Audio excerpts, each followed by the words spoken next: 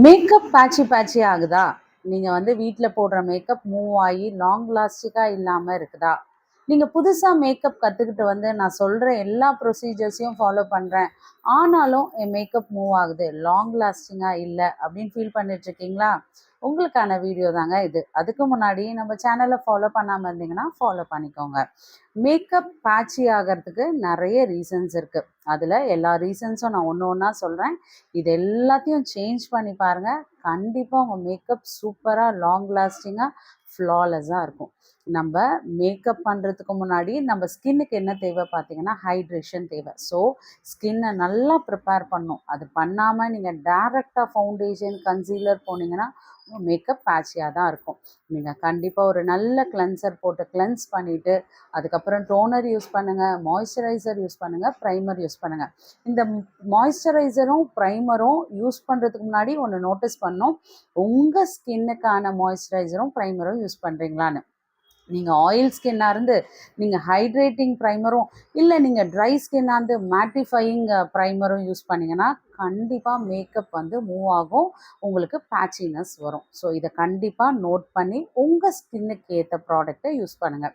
இது மட்டும் இல்லைங்க, ஃபவுண்டேஷனை கரெக்டான ஷேடு உங்கள் ஸ்கின்னுக்கு ஏற்ற ஷேடை நீங்கள் சூஸ் பண்ணணும்.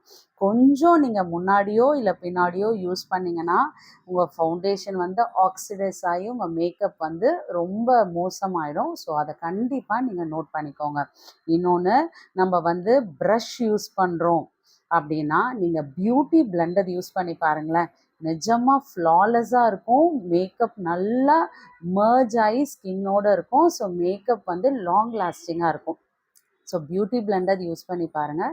இன்னொரு விஷயம் இதில் என்னன்னு பார்த்தீங்கன்னா, இப்போ ஒரு ப்ராடக்ட்டுக்கு அப்புறம் இன்னொரு ப்ராடக்டை போடுறீங்கன்னு வச்சுக்கோங்க. ஃபார் எக்ஸாம்பிள், நீங்கள் வந்து ப்ரைமர் போட்டுட்டு அதுக்கப்புறம் கன்சீலர் போட்டு அதுக்கப்புறம் ஃபவுண்டேஷன் போடுறீங்க இல்லையா? இந்த ஒரு ப்ராடக்ட்டுக்கும் இடையில நீங்கள் என்ன பண்ணால் ஒரு 2-3 மினிட்ஸ் வெயிட் பண்ணிட்டு தான் நெக்ஸ்ட் ப்ராடக்டை நீங்கள் யூஸ் பண்ணணும். அதாவது இப்போ ப்ரைமர் போட்டு நல்லா நீங்கள் ஒரு ஃபேன் வச்சு நல்லா அதை ட்ரை பண்ணிவிட்டு ஒரு 2 to 3 மினிட்ஸ் கழித்து தான் நீங்கள் நெக்ஸ்ட் ப்ராடக்டை போடணும். அப்படியே நம்ம மேலே போட்டுகிட்டே போனோன்னா கண்டிப்பாக மேக்கப் மூவ் ஆகும், பேட்சினஸும் வரும். இடையில நல்ல செட்டிங் ஸ்ப்ரேவும் யூஸ் பண்ணிக்கோங்க. அதையும் நல்லா ட்ரை பண்ணிவிட்டு அடுத்த ப்ராடக்டை யூஸ் பண்ணுங்கள். இது மட்டும் இல்லைங்க, நீங்கள் வந்து ஃபவுண்டேஷன்லாம் போட்டதுக்கப்புறம் செட்டிங் ஸ்ப்ரே இல்லை காம்பேக்ட் யூஸ் பண்ணுறேன்னு சொல்லி நிறைய போட்டு சிமெண்ட் மாதிரி நம்ம முகத்தை போட்டு அடுக்கணுன்னா அது மேக்கப் வந்து ப்ராடக்ட் வந்து செப்பரேட் ஆகி மேக்கப் மூவ் ஆகி பேட்சினஸ் வர்றதுக்கும் நிறைய சான்சஸ் இருக்குது.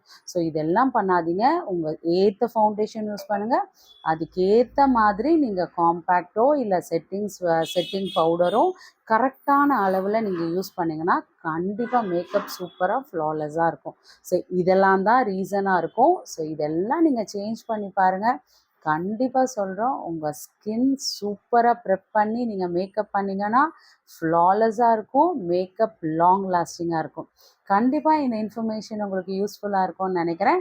இந்த மாதிரி இன்ஃபர்மேஷனுக்கு நம்ம சேனலை ஃபாலோ பண்ண மறந்துடாதீங்க. அது மட்டும் இல்லை, உங்களுக்கு மேக்கப் கிளாஸ் வேணும் அப்படின்னு நினச்சிங்கன்னா நம்ம சலூன் மாதவரத்தில் இருக்க நம்ம மேக்கப் கிளாஸஸ் எடுத்துகிட்ருக்கோம். ஸோ ஏதாவது டவுட்ஸ் ஏதாவது என்கொயரி பண்ணோன்னா நீங்கள் நம்மளை கீழே தெரிகிற நம்பரை காண்டாக்ட் பண்ணிக்கோங்க. ஸோ இந்த இன்ஃபர்மேஷனை கண்டிப்பாக உங்கள் ஃப்ரெண்ட்ஸ் அண்ட் ஃபேமிலிஸ்க்கு ஷேர் பண்ணுங்கள். பாய்.